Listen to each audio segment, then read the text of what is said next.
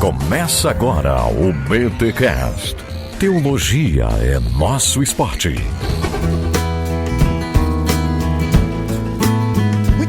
Muito bem. Começa mais um BTcast de número 385. Eu sou o Rodrigo Bibo e em briga de marido e mulher a gente vai e denuncia. Meus amigos, minhas amigas, estamos aí em março e a gente vai trazer pelo menos 2 podcasts tratando de um assunto muito sério envolvendo as mulheres. Infelizmente, os temas não são dos mais agradáveis, mas nós, como igreja e representantes do reino de Deus neste mundo, nessa terra, precisamos falar sobre violência doméstica. E vai ser o tema do BTcast que você vai ouvir, você já pode ver aí no título do episódio. E eu trouxe um amigo meu que, infelizmente, domina esse assunto, manja muito desse assunto. Mas antes, os recados paroquiais.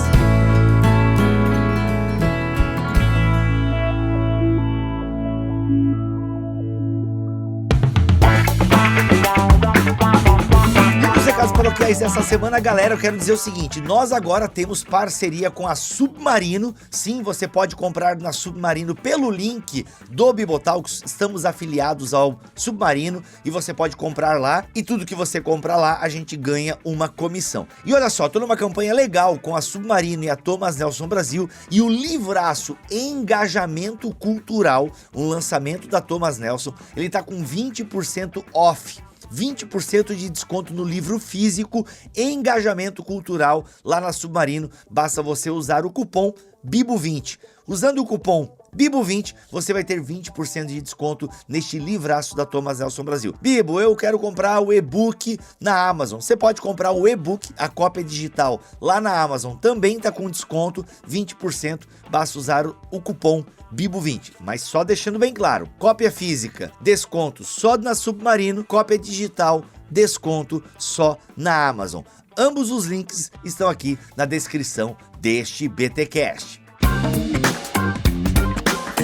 Eu quero dizer que você pode ajudar este ministério a continuar produzindo conteúdo de qualidade na internet. Para isso, você pode se tornar um mantenedor recorrente do nosso ministério. Sim, você pode se tornar um mantenedor recorrente do Bibotalk. De que maneira? Você pode mandar um e-mail para mantenedores@bibotalk.com e a Camila vai lhe atender. Lembrando que a Camila, ela vê os e-mails ali na metade da semana, terça, quarta ou quinta, mas calma, ela vai responder você, tá bom? Ela vai responder você. Aliás, talvez até ela já tenha respondido e você não viu, porque o e-mail da Camila acabou caindo lá na sua caixa de spam. Acontece muito, infelizmente. A galera vem me procurar no privado: Bibo, mandei e-mail lá para mantenedores, poxa, ninguém me respondeu e tal. Aí eu vou lá e falo com a Camila: Camila, vê aí o e-mail tal. Ela fala: não, Bibo, respondi 5 dias depois que a pessoa mandou o e-mail, tá aqui.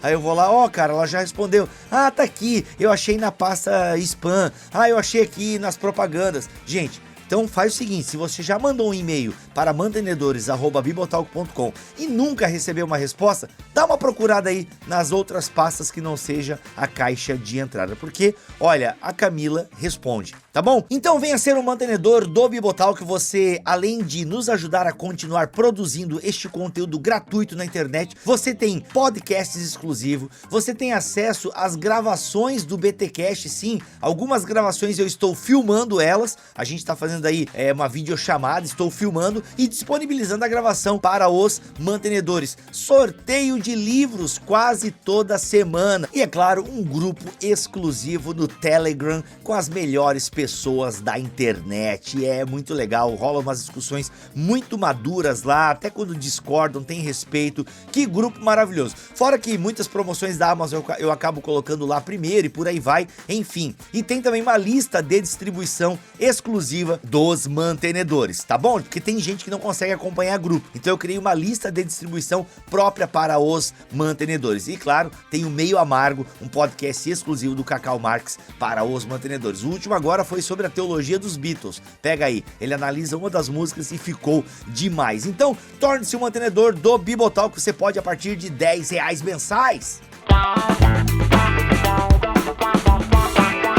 E outra maneira maneira de você também abençoar muito o nosso ministério é comprando na Amazon pelo link do Bibotalk. Bibo, como que é comprar na Amazon pelo seu link? Bem, basta você entrar em bibotalk.com e clicar no banner da Amazon que está lá no nosso site. Ou você digita aí bibotalk.com/Amazon, bibotalk.com/Amazon, e você vai cair numa lojinha que a gente tem lá na Amazon, mas você pode comprar qualquer coisa na Amazon, de batedeira, liquidificador, patinete, celular, PlayStation 5, obrigado você comprou o PlayStation 5 pelo link do Bibotalk, então você pode comprar qualquer coisa na Amazon. Se você entrar pelo nosso link, a gente recebe uma comissão, e olha, as comissões da Amazon têm sido aí nos últimos meses importantíssimas para este ministério. Então, ajude o Bibotalk a continuar sendo ou um mantenedor recorrente, ou, já que você não pode ser mantenedor recorrente, compre na Amazon ou na Submarino pelos nossos links. Vamos agora para este episódio que está muito sério e a igreja precisa falar sobre isso.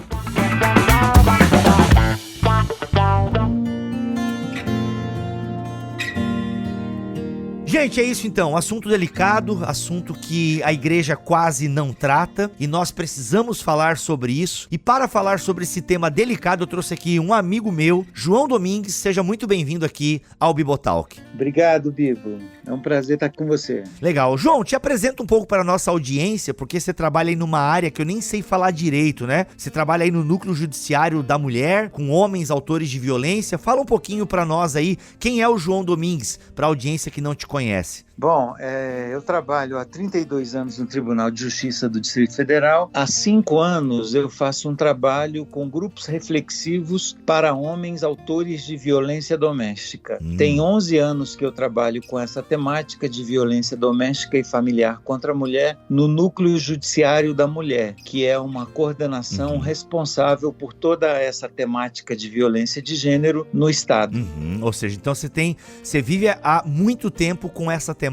E assim, por que nós estamos trazendo esse assunto aqui para o BTcast, que é um podcast de teologia? O João também frequenta a igreja há muitos anos, tem experiência com a igreja. E João, a gente está trazendo esse papo aqui para o BTcast porque, primeiro, o Brasil tem uma posição no ranking mundial da violência extremamente preocupante e muitos agressores, eu lembro que uma vez numa conversa que a gente teve, muitos agressores frequentam igrejas. Então é uma coisa assim que é meio chocante, que pessoas que agridem mulheres frequentam igrejas no domingo, né? Foi um dado que você me falou certa vez a gente conversando. Então, por isso que nós estamos trazendo esse tema aqui no BTcast. Afinal, na sua igreja, sentado ao seu lado, tomando a Santa Ceia, pode ter um homem que agride uma mulher, pode ter uma mulher que apanha do seu cônjuge. Então, é um tema extremamente delicado. João, vamos lá. Como é que a gente começa a falar sobre esse tema da agressão? Talvez a primeira pergunta que eu poderia te fazer é: quando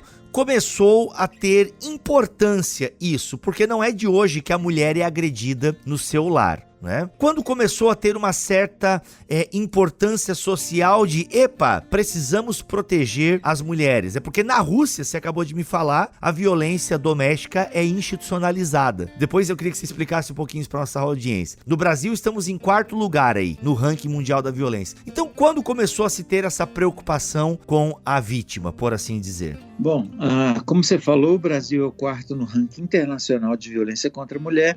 Na Rússia, o homem pode bater na mulher uma vez por ano sem ser responsabilizado por isso. E a violência doméstica, ela é fruto do patriarcalismo, do sistema patriarcal, e essa cultura machista estrutural no Brasil é a causa de toda essa violência. Então, a violência, ela remonta aos tempos antigos, né? Que a mulher não era considerada. Mulher e crianças não são consideradas pessoas, né? Então são coisas. E a violência, como você perguntou, ela remonta aos tempos antigos e ela sempre ficou oculta, era as cifras ocultas. A partir de 2006, que foi a sanção, foi sancionada a Lei Maria da Penha em 2006, aquilo que estava oculto passou a ser visibilizado. Então a violência sempre existiu. A partir de 2006, com o advento da lei, ela trouxe visibilidade àquilo que estava por trás das cortinas, ok?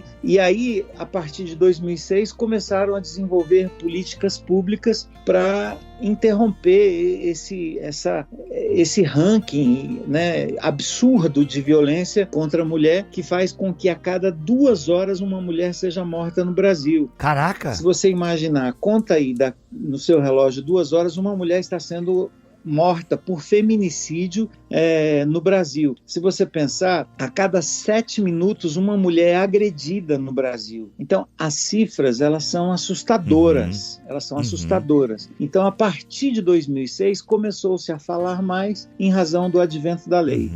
João, uma pergunta, pode parecer meio óbvia, mas eu gosto de deixar as coisas bem claras aqui para a audiência do BT Cash. Quando você fala em agressão, nós estamos falando o quê? Morte é uma coisa, ok, a pessoa perdeu a vida de tanto apanhar ou, sei lá, apunhalado ou algum golpe ou um tiro ou alguma coisa assim. Então ela morreu, fica mais fácil constatar. Agora, e agressão? O que a gente quer dizer com agressão? Um empurrão conta? Palavras de violência?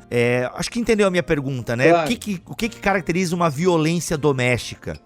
Excelente pergunta. A violência, ela sempre foi vista como a violência física, né? Então, por exemplo, o que é a violência física? A violência física, segundo a Organização Mundial da Saúde, é o uso da força física ou do poder ou da supremacia do poder que visa causar lesão em alguém. Essa é a violência física. Mas a lei, ela contempla 5 tipos de violência, que é a violência física, a violência psicológica, é aquela violência que ataca o estado psicoemocional da mulher. A violência psicológica, ela compreende, por exemplo, uma ameaça. Uma ameaça é uma violência psicológica.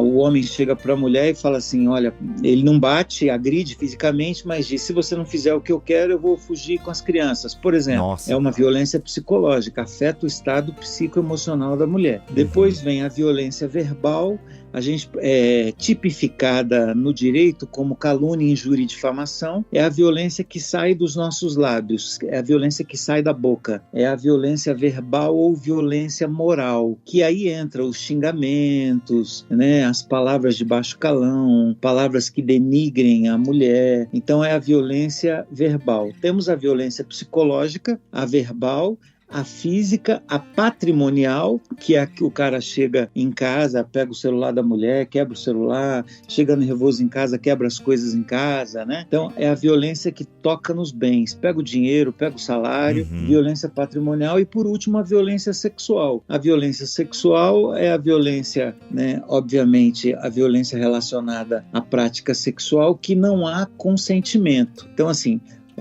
dentro das 4... Ou seja, um estupro. É um estupro. Dentro das 4 paredes, pode acontecer o que quiser, desde que haja consentimento. Sim. Tem muitos julgados no tribunal de estupros no casamento. Então, assim, mulheres são estupradas na relação conjugal. Então, se não há consentimento, é estupro.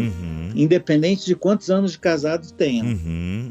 Caramba, ou seja, diante do que tu acabaste de falar, a gente percebe então que a agressão vai muito além, né, de um tapa, de um empurrão, ou seja, é algo bem delicado e que a gente precisa então cada vez ter mais consciência disso, porque às vezes muitas mulheres estão sendo agredidas e elas, até mesmo mulheres, acabam achando normal esse tipo de comportamento, porque se eu entendi a tua fala, meio que tá enraizado na nossa cultura, certo? Você tocou num ponto importante. Essa violência, muitas vezes, ela não é visibilizada e gera nas próprias mulheres, por incrível que pareça, a banalização da violência, né?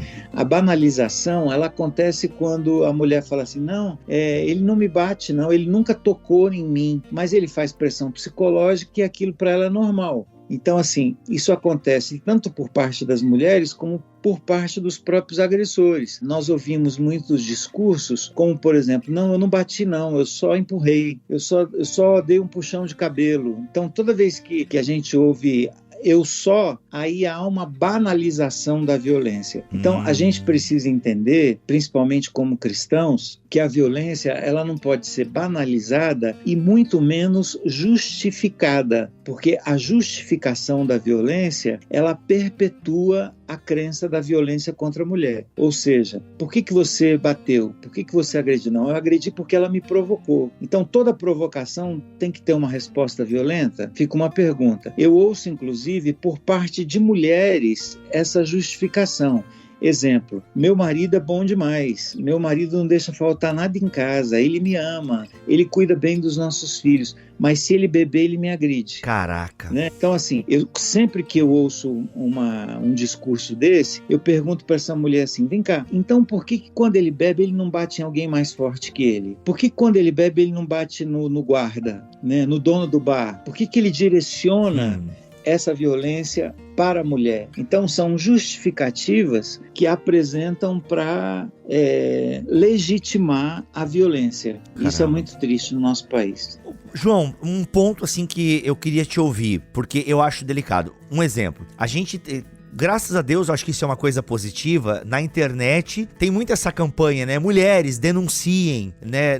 Não sofram sozinho, né? Façam um X na mão. Tem até essa campanha de fazer um X na mão. Que se você ver um X vermelho na mão de uma mulher, ou só um X, não lembro agora se tem que ter alguma cor específica, é sinal que ela tá pedindo socorro e tal. Então, cada vez mais tá tendo um incentivo a isso, né? E parece que a Lei Maria da Penha funciona bem aqui no Brasil, assim. Ou não.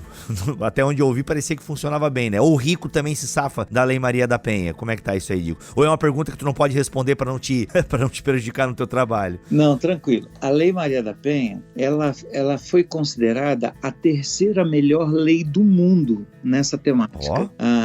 A primeira, salvo engano, é da Espanha, do Chile, e a Maria da Penha entra como a terceira melhor lei do mundo. Até porque precisava que fosse dessa forma, em razão de nós sermos o quarto no ranking internacional de violência contra a mulher. Olha aí. Então, a Lei Maria da Penha, ela funciona sim.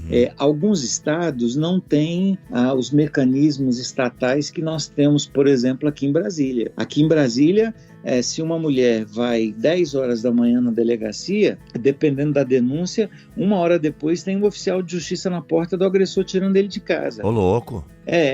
Não, porque aqui funciona assim muito mesmo. Agora, o que é importante para que a lei funcione? A gente precisa judicializar, porque uma vez que o caso não é judicializado, não tem como o Estado oferecer os mecanismos de proteção. Por isso que é importante a denúncia. Tudo começa com a denúncia. Né? É bem verdade que existem vários fatores. Poxa, e se eu denunciar, meu marido, ele é o provedor de casa, como é que a gente vai tratar? Isso, eu ia te perguntar exatamente isso. Porque a gente fala, galera, denunciem.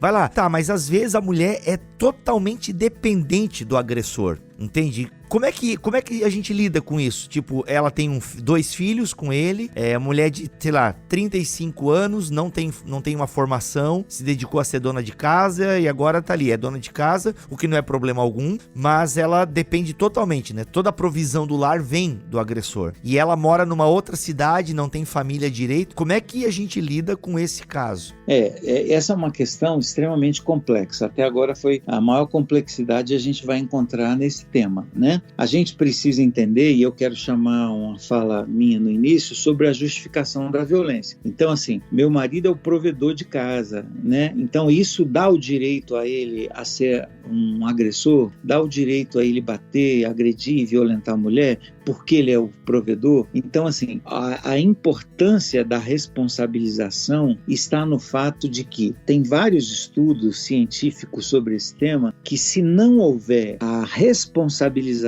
a mulher não consegue sair do ciclo da violência. O que é o ciclo da violência? Estão juntos, aí o marido bate, depois ela fala que vai sair, aí ele se arrepende, aí passam momentos ou alguns dias de lua de mel e depois voltam as agressões de novo. A gente chama isso de ciclo da violência. Bate, se arrepende, pede perdão, lua de mel e volta a agressão de novo. Para que a mulher saia desse ciclo, é necessário a responsabilização. Sem responsabilização, não há mudança de comportamento. Então, assim, essa questão da provisão, essa questão da necessidade, como é que ela vai trabalhar, isso já faz parte da violência. Por exemplo, o marido, sabendo disso, proíbe a mulher de estudar, de trabalhar, porque quanto mais ele fizer isso e mais dependente ela ficar dele, mais poder ele vai ter sobre ela. Caraca. Então, o fato da mulher não trabalhar, o fato da mulher não ter renda, já faz parte dessa violência sistêmica. Então, assim, o fenômeno da violência, ele precisa ser visto de forma sistêmica e não pontual, entende? Por isso que é importante a judicialização, que nós temos vários programas. O Estado tem vários programas. Aqui em Brasília, por exemplo, nós temos, por exemplo, a Casa Abrigo. É um lugar, é uma mansão, onde a mulher pode levar os filhos e ela vai ficar dependendo do Estado até essa situação terminar. Então, assim, são vários fatores que a gente pode acionar para dar suporte para essa mulher quando ela denuncia, porque aí vai vir as retaliações. E as retaliações serão, vou cortar o dinheiro, você vai passar fome. Isso faz parte da violência psicológica. Como é que você vai se separar de mim? Você vai viver de quê? Seus filhos vão morrer de fome, entendeu? Isso já é a violência psicológica que está dentro desse ciclo. Então, a judicialização aciona o Estado para que ele possa prover essas necessidades que a mulher vai ter se ela romper esse relacionamento abusivo. Sim, mas tu falaste que nem todos os estados isso funciona bem, né? Porque, por exemplo, uma vez eu presenciei uma situação que, tipo, entre a denúncia que a mulher fez e até o estado se mexer, o cara conseguiu fazer, tipo, a agressão física contra ela, né? Então, assim, nem sempre tem essa velocidade. Ou não, hoje em dia já tá, pelo menos esse aspecto, já tá um pouco melhor na maioria dos estados. Como é que é? Assim, nós estamos no Brasil, né? Então, assim, essa falha, ela sempre vai ter, essas falhas sempre vai ter. A gente trabalha a nível nacional com alguns programas, né? Por exemplo, nós temos o Fórum Nacional de Juízes e Juízas de Violência Doméstica, onde a gente tem um alcance de implantação de políticas públicas no Brasil inteiro. Mas, assim, em muitos lugares ainda tem uma carência muito grande de delegacias, a dificuldade de fazer denúncia. Por exemplo, em Brasília nós temos 20 juizados especializados. Nos outros estados tem 1, tem 2. Então, assim, há necessidade, sim, e o governo está trabalhando para isso, para que isso seja implantado em todos os estados, né? Legal. Mas é difícil dizer que está funcionando em todos os lugares. Legal. Legal não, né? Legal que estão tentando, porque o assunto realmente é muito delicado.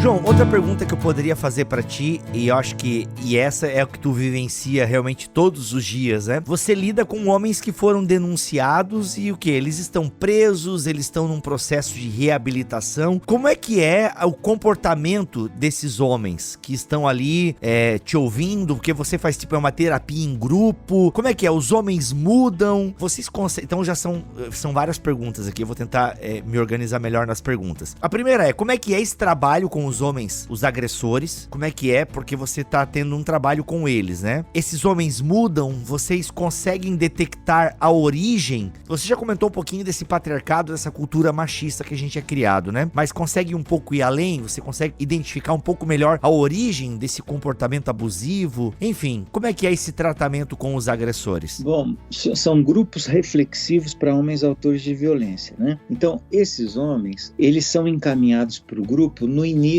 da primeira fase processual, né? Por quê? Porque o grupo reflexivo, ele pode minimizar a chance de um feminicídio ou de que novos episódios violentos aconteçam. Porque o papel inicial do grupo é que haja uma reflexão sobre o fato da mulher ter saído de casa, indo à delegacia e pedir ajuda do Estado. Então, assim, no primeiro momento, assim, vamos pensar sobre o que aconteceu. O que aconteceu? A gente não está aqui para mostrar e culpabilizar ninguém. Eu não sou juiz para julgar. Então, essa acolhida no grupo gera um sentimento de liberdade nesse homem para ele se expressar. Então, na criação ali do rapport com esse homem, a gente cria um vínculo para poder acessar as informações que são necessárias para a gente trabalhar. Então, são 5 encontros temáticos e onde a gente trabalha a desconstrução do sistema de crenças machista, nós trabalhamos a autorresponsabilização, os mitos e verdades a respeito da violência e trabalhamos a comunicação não violenta, que é uma forma de se comunicar de forma empática, onde os conflitos são minimizados através do diálogo de uma comunicação bem feita. Então, dentro desses temas, a gente trabalha essa reflexão. Quando você pergunta sobre a origem da violência, e aí eu preciso trazer o patriarcado novamente, e a gente trabalha isso nos grupos reflexivos, se é que a gente pode dizer duas bases da violência contra a mulher, sem dúvida alguma, é o machismo, né, que nada mais é do que a crença da hegemonia do homem, do masculino, em detrimento do feminino, aonde essa hegemonia diz que o fato de eu ter nascido homem, eu tenho um poder superior à mulher. Então, a mulher precisa se submeter a mim e fazer o que eu quero porque eu sou homem e ela é mulher. O machismo, em poucas palavras, é isso. E um outro aspecto também é a gente chama a misoginia. O que é misoginia? A misoginia é o desprezo pelo feminino que aparece, por exemplo, em discursos como você já viu um pai falar para o filho assim: para com isso, cara, isso é coisa de mulherzinha. Então, ou seja, isso é coisa de mulherzinha. Se você fizer isso, você vai parecer uma mulher. Isso é coisa de mulher. Então, a misoginia é o desprezo ao feminino, né? É o desdém da figura feminina que aparece nesses discursos, ou sua mulherzinha, tudozinha, sabe? Então, assim, isso fortalece e perpetua a crença da violência contra a mulher, fruto do machismo e dessa misoginia que aparece nesses discursos misóginos o tempo inteiro. Tu acredita que a nossa cultura colabora ainda hoje, mesmo com o crescimento do feminismo, por assim dizer? Tu acha que a nossa cultura ainda fortalece a ideia da mulher como objeto, como coisa? Mesmo em pleno século XXI, com direito a voto e mulheres em altos cargos empresariais, enfim, você acha que ainda existe um fortalecimento da mulher como coisa, como objeto? Como é que tu enxerga isso? Sem dúvida alguma. Existem vários estudos sobre isso que aparecem principalmente nas músicas, né? Nos sertanejos, né? É a coisificação da mulher, é o vai verão. Então, assim, você vai vender uma cerveja, você precisa de uma mulher bonita, você precisa de um corpo bonito, né? É a coisificação da mulher. Você vai vender um carro, você precisa da figura da mulher ali. Porque o que tem a ver mecânica com mulher, né? Mas precisa colocar a figura da mulher para poder vender o carro. Então, isso fortalece esse machismo estruturante. O movimento feminista teve várias conquistas que a gente está vendo hoje, né? Então, assim, as mulheres estão ocupando cada vez mais cargos, né? Dentro das próprias ciências, né? Coisas que eram só para homens, agora as mulheres estão fazendo. Então, assim, a igualdade, eu considero que ela ainda está distante, mas um longo caminho já foi trilhado e muitas conquistas já foram identificadas. A gente tem percebido essas conquistas frutos do movimento feminista, que hoje está chegando até um ponto, em alguns momentos, extremistas e que pode ser prejudicial também. João, entrando um pouquinho na seara eclesiástica, né? Eu sei que você é uma pessoa que já foi, né, e é ligado à igreja, né? Você é um cristão. E como é que você enxerga a igreja no combate ou na perpetuação da violência doméstica? Qual é a leitura nesses anos de experiência, né? Anos de chão de igreja, anos aí no tribunal atendendo os homens, muitos deles evangélicos, né?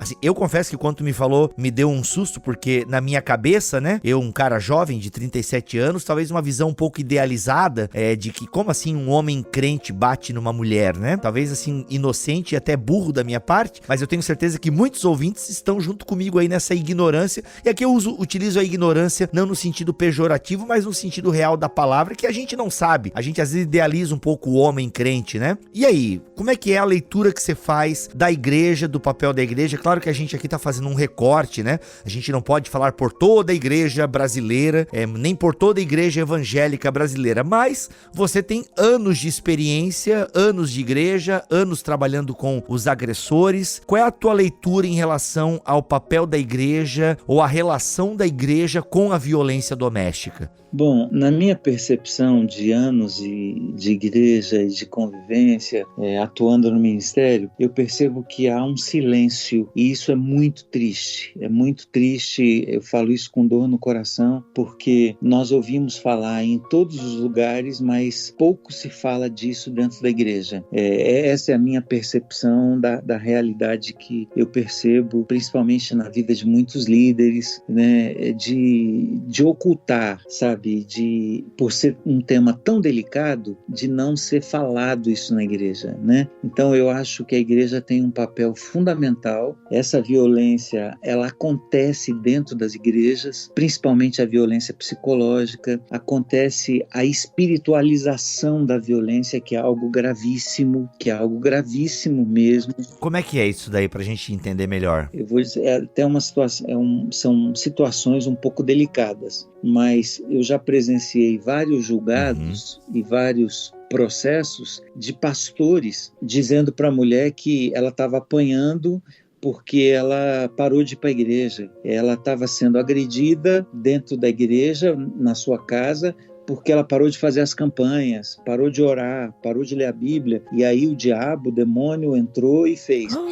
Caraca, isso é extremamente grave, extremamente delicado. E isso acontece todos os dias em várias igrejas. Vários líderes têm esse tipo de discurso espiritualizando. Não, você tá apanhando do seu marido porque você não é submissa. E a Bíblia diz para você se submeter.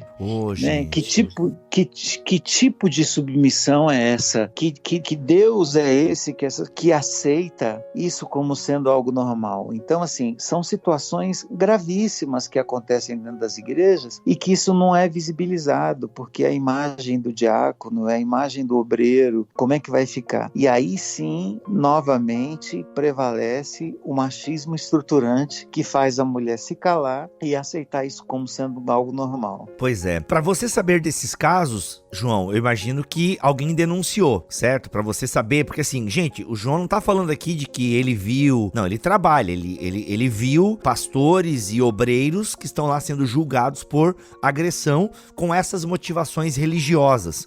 Enfim, chega até a dar um arrepio, mas é o mundo que a gente vive, né? Não é um mundo perfeito, é o mundo que acontece essas coisas. O marido é o cabeça, né? A ideia do marido cabeça da casa, né? Então, se o marido é o cabeça, então o cabeça pode fazer, né? São textos fora de contextos usados como pretexto para perpetuar essa violência aí. Nossa, e até é interessante porque, assim, alguns podem até acusar a Bíblia de machista em certo aspecto, e assim, algumas coisas não dá para negar. Por exemplo, nos 10 mandamentos, ela é elencada como posse do marido, né? Dependendo como você lê os 10 mandamentos. Mas dizer que ela é posse não quer dizer que o homem tem direito de fazer o que quer com ela, né? Mas posse no sentido de cuidado. O homem tem o cuidado com a mulher. No próprio acampamento de Israel, as mulheres e crianças eram preservadas, eram bem acolhidas e abrigadas. Então, realmente são textos muito fora de contexto. A Bíblia não é machista. Ela pode ter uma cultura, assim, onde o homem sobressai, até o próprio patriarcado, por assim dizer, só que é no cuidado, né? Então, assim, você usar a Bíblia para legitimar a violência é um absurdo e fere o texto, né? Fere demais o texto bíblico. Mas a minha pergunta, João, é a seguinte: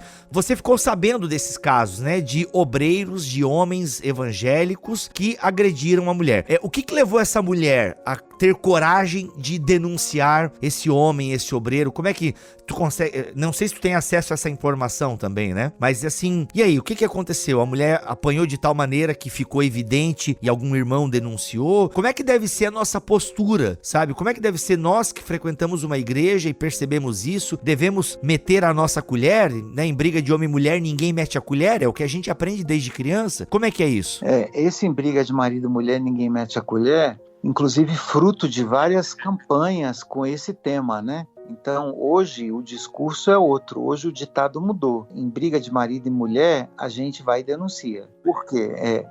Porque essa questão de não meter a colher é um crime chamado crime de conivência. Olha então, aí. se você presencia, se você sabe e você não faz nada, você denuncia, você é conivente com aquilo. E não só biblicamente, mas juridicamente, você responde por esse pecado, por esse delito de conhecer e não fazer nada e cruzar os braços, né? Por causa de uma imagem, por causa de uma imagem institucional, porque o fulano é isso, é aquilo, e aí isso é usado como justificativa para a manutenção dessa violência.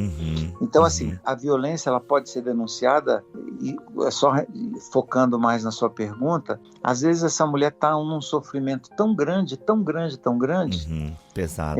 E ela não tem com quem compartilhar isso, né? Às vezes fala isso para uma amiga, a amiga vai e denuncia, né? Fortalece ela emocionalmente para que ela possa denunciar. E só lembrando da importância da judicialização, porque a judicialização ela faz o que a mulher não consegue fazer sozinha, entende? Ela precisa acionar ajuda, porque sozinha é muito difícil fazer esse trabalho.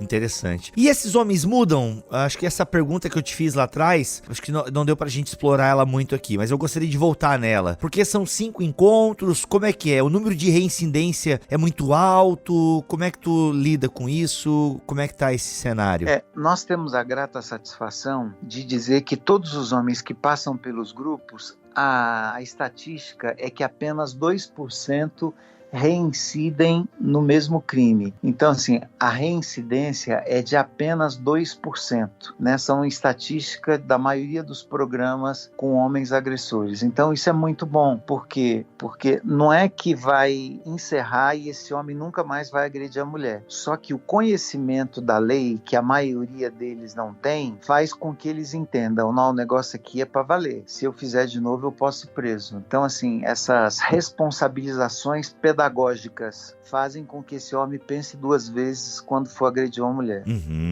E é verdade que homem que agride mulher na cadeia apanha, ou isso é mito? Eu acho que essa cultura ela não pode ser nem disseminada, né? Porque é justiça com as próprias mãos. Olha aí. Então, assim, eu questiono muito isso, porque são erros diferentes. Todos lá têm todo tipo de erro, né? Mas por que esse erro vai ser penalizado? Por que o estuprador tem que ser estuprado na delegacia, né? E as pessoas batem palma, aplaudem quando isso acontece, né?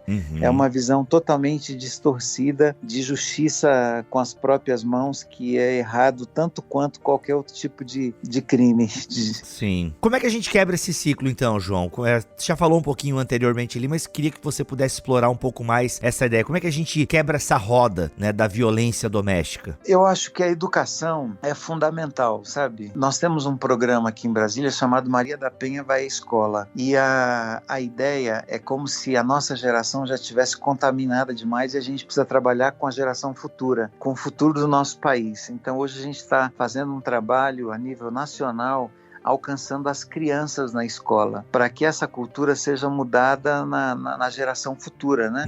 Então, assim, mas se é que eu posso dizer assim, de forma mais específica, o que a gente tem que fazer? Em primeiro lugar, eu, por exemplo, me tornei um homem feminista, né? O que é um homem feminista? É qualquer homem que possa ver essa violência, presenciar a violência e dizer para si mesmo, eu posso fazer alguma coisa para mudar isso. Então, assim, eu começo dizendo sobre a importância de nós disseminarmos essa ideia da igualdade, né? Eu discordo, por exemplo, da igualdade de gênero, né? Eu discordo da igualdade de gênero. A minha bandeira é defender a igualdade de direito. A igualdade de direito ela é inquestionável, né? A equidade. A equidade, exatamente. E isso é muito importante, nós sermos disseminadores dessa ideia ideia da pacificação, da liberdade. Então, a partir do momento que eu me sinto dono da minha esposa, sabe, a partir do momento que ela tem que pensar como eu, ela tem que fazer o que eu acho que ela tem que fazer, aí já entra na dominação, aí já entra no machismo, né? Na superioridade do homem em relação à mulher. Olha aí.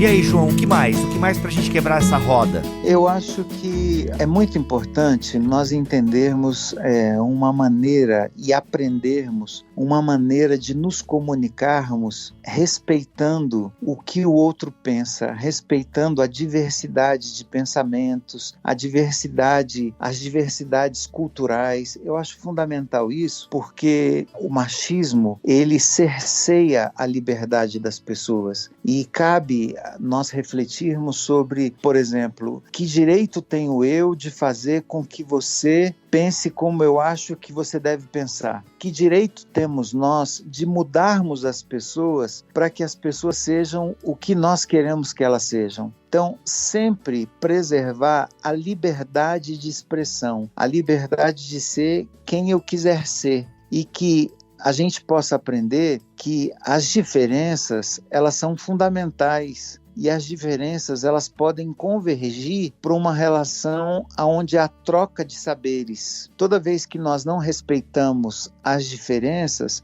aí nós entendemos que nós somos os certos e os outros são errados. Então, de ter a consciência de que eu posso estar errado e, por essa razão, eu não me sinto no direito de julgar, de emitir juízos de valor. Então, é um estilo de comunicação que faz com que as pessoas se aproximam e não que criem barreiras entre elas. Então, assim, se eu falar e você não entender, então a comunicação não aconteceu, porque a comunicação ela acontece não é quando eu falo, é sim quando você entende. E se você não entendeu, a comunicação não aconteceu. Então, eu acho assim fundamental que nós e os seus ouvintes, quem está ouvindo esse podcast, possa entender e valorizar a importância da liberdade de ser quem você quiser ser. Eu acho importante falar sobre isso. Olha, muito bom, muito bom. Se quiser falar um pouco mais, a gente tá ouvidos aí. Ficou muito bom, João. Obrigado. Cara, é isso.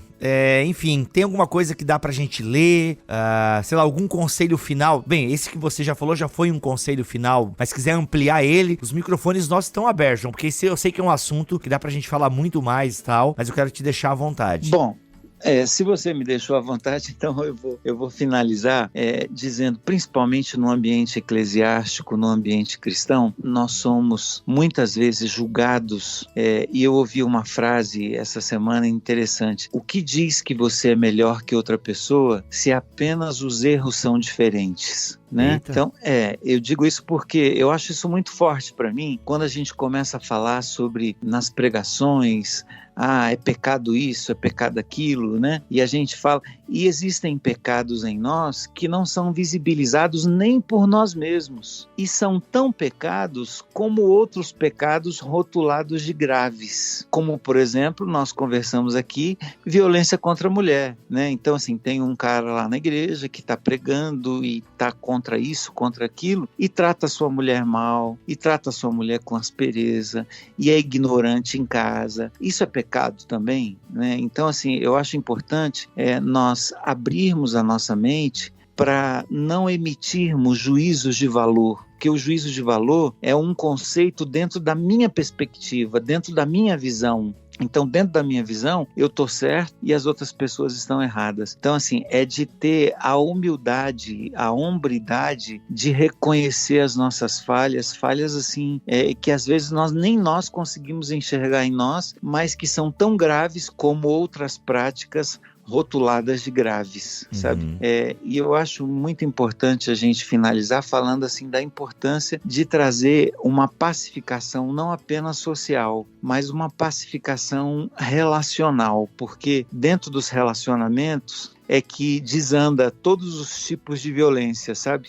Que são as violências relacionais. E a violência relacional, ela pode ter um fim quando nós entendermos o valor da liberdade de respeitar as opiniões e não ter aquele sentimento de que eu tô certo e a outra pessoa tá errada. Uau. Muito bom, gente. É isso. Com esse papo aqui com o João, a gente quer, trazer à luz esse tema, a gente quer falar da importância da igreja, falar sobre violência doméstica. Afinal, muitas irmãs podem estar sofrendo isso nas nossas igrejas e se a gente às vezes não sabe é porque não é falado sobre. Então por isso que esse BTcast está aqui para trazer essa pauta, trazer esse tema. João, alguma coisa pra galera ler, pra galera assistir? O que você recomenda aí? Eu queria recomendar um livro que mudou muita coisa na minha vida, que é o Comunicação Não Violenta, do Marshall Rosenberg.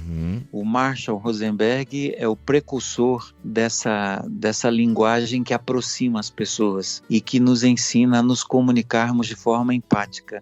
O Marshall, ele usando a psicologia positiva e humanista de Carl Rogers, ele nos ensina como nos relacionarmos melhor e nos comunicarmos de uma forma mais pacífica, né? É um livro que me veio à mente porque esse livro fez muita diferença na minha vida e na minha forma de me comunicar com as pessoas. Como é que é o nome? É Comunicação Não Violenta. Comunicação Não Violenta, Marshall Rosenberg. Muito bom. O link vai estar aqui na descrição deste podcast. João, obrigado pelo teu tempo, que você tirou aí do seu... Porque tá home office, mas tá trabalhando, né, João?